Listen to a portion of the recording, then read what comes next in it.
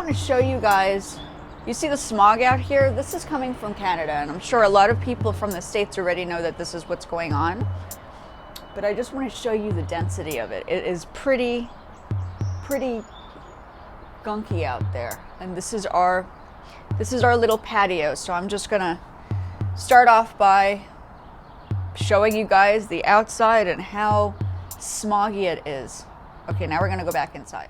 So you can see outside there's like this gunky dust, and we've actually been warned not to necessarily spend a lot of time out there because it is coming from Canada, and it's coming from these fires, and the quality of the air is not great. It's almost like smoking cigarettes or something. So I just want to define this particular channel. Yes, I do lots of different things, but my main focus specifically on this is a music educational channel. It's not a entertainment, sort of entertainment, but it's not a full-on entertainment show. It's not a show for entertainment. My entertainment show, quote unquote, is on Facebook, where Facebook actually does pay me to do reels. And this is a starting point for developing something more mature and more professional on my side. So at 43 years old, I've lived like 10 different lives already, and then some.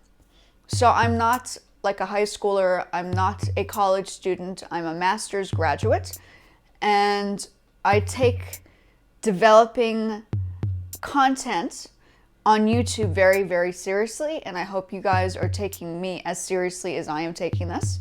I might wear different clothing and different attire, and I might look a little young, but promise you, I've done my master's. And yeah, I just wanted to put that in the forefront. And I also switched it from having children. I mean, I don't mind having children involved, but in order for me to have the setup where I have parts that I can add in, and YouTube eventually does start paying me for these, I need to make sure that there's certain things I have to adhere to, but also things that I have to consider. Is it just for kids? Is it for just a public audience that's grown up? It's a combination, but it's definitely not for children of the age of 3. I don't think they'll understand. They won't understand the discussion. 5-year-olds might be okay, 6-year-olds might be okay, but definitely like a very young kid, you can't just, it's not a direction that I'm looking at going. So there's that. So I wanted to address that. And yeah, if you guys want to have like a fun time with me, go check out my Facebook page because I do silly things on there. But this is definitely more serious, and I want to focus on the music education part of this and not the fun part of it. Fun is for all the other places. I'm not a TikTok fan. I am definitely a little bit more Facebook. I think it's a little bit more professional. So I do my Facebook and my YouTube and my Poshmark where I make money. So as a grown-up, I am a responsible person, and I see these environments and spaces as grown-up things, not just fun things to do. So please take me seriously. Now we're going to get into the music side. Okay, and we started yesterday a music composition piece to do with GarageBand, because somebody else had asked me about using GarageBand on the desktop, which is what we're doing right now. So we're going into GarageBand, and the composition we had mentioned yesterday was we're going to start it in a D minor.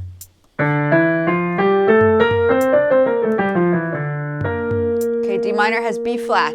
If you guys want more information on that, please go to my Fiverr page and we can have more of a discussion and more in-depth discussion on scales. I gave an introduction to scales in one of my first couple of videos.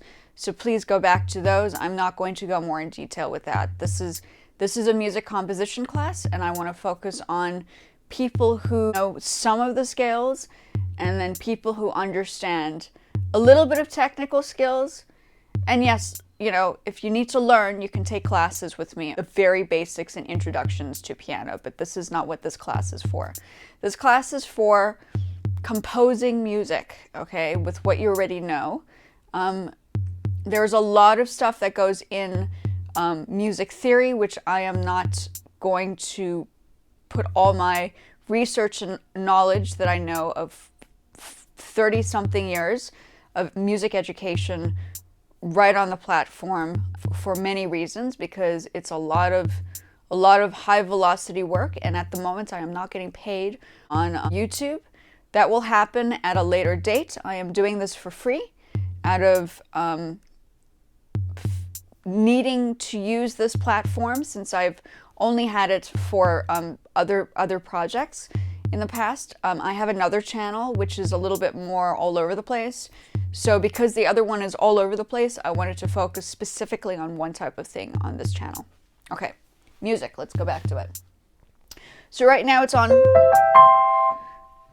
a classic electronic sound. We want to change that. So we're going to go to cancel.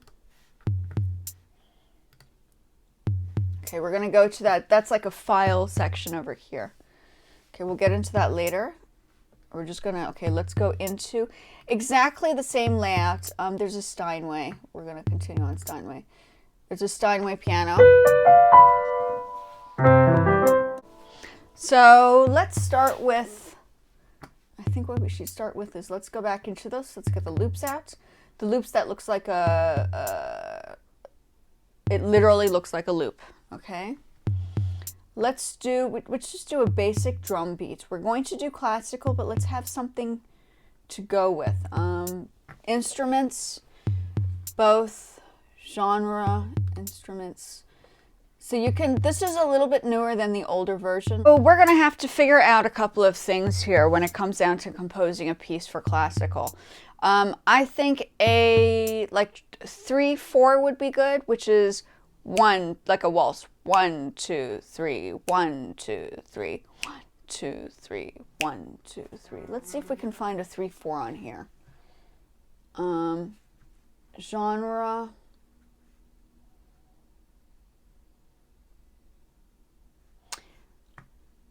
It's D minor. Let's see, minor, D.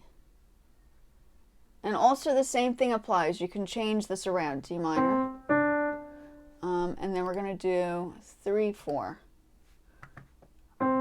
Okay, so that's what we need to do first. Before we do anything, you go into that section over there in the center. That tempo is way too fast. Let's move it to 1, 2, 3, 1, 2. So we're going to do 75. Okay, that will be 75. Let's see what it sounds like with the metronome.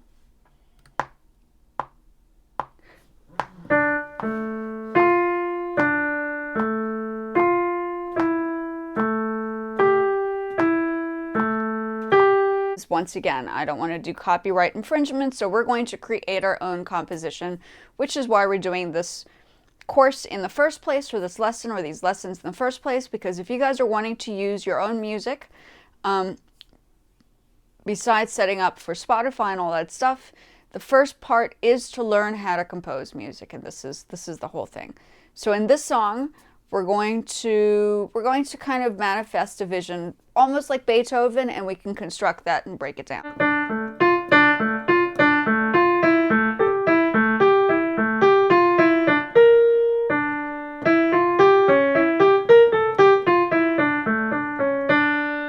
And then the measures you need to think about. So let's use that as the example.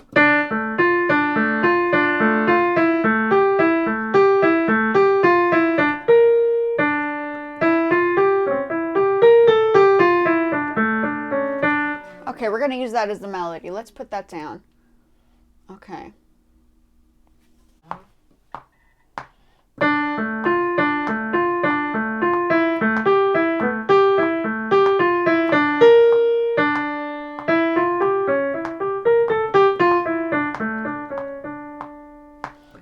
Okay, so we're going to work off of that concept. Let's hear it.